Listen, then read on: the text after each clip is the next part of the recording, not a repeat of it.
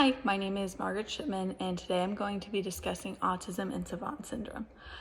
According to the CDC, approximately 1 in every 59 children in America are diagnosed with autism each year.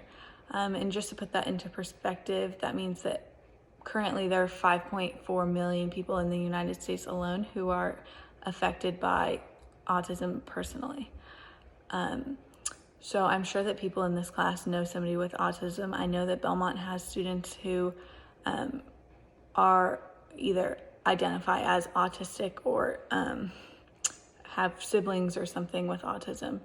And I would venture to believe that everybody who knows somebody with autism has been positively impacted by the abilities of that individual.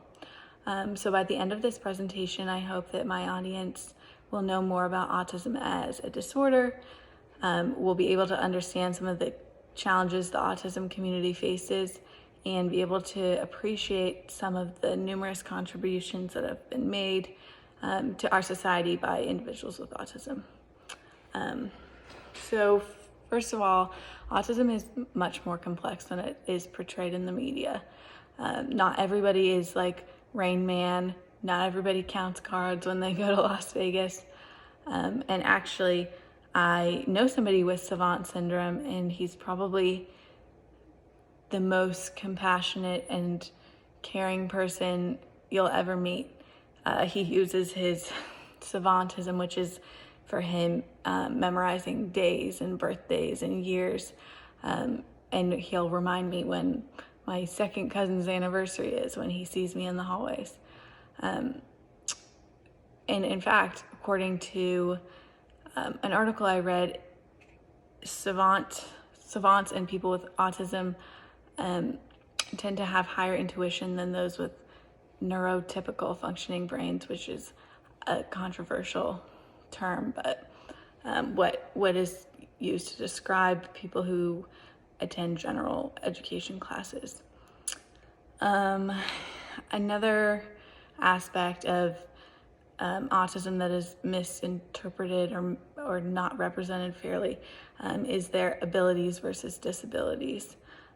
So some people with autism are verbal, some people are nonverbal, but that doesn't mean that they can't communicate in their own ways.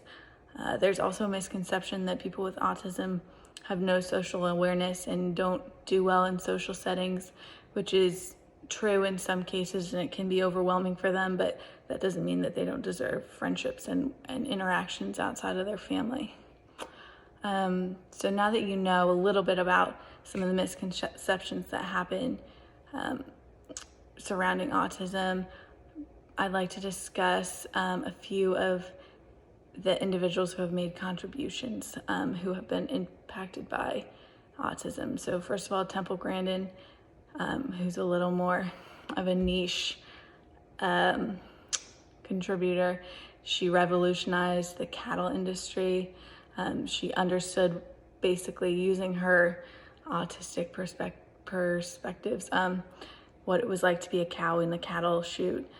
And then another one is, it's assumed that Mozart was also affected by autism, so that already bashes the idea that people with autism aren't musical or don't have a creative side.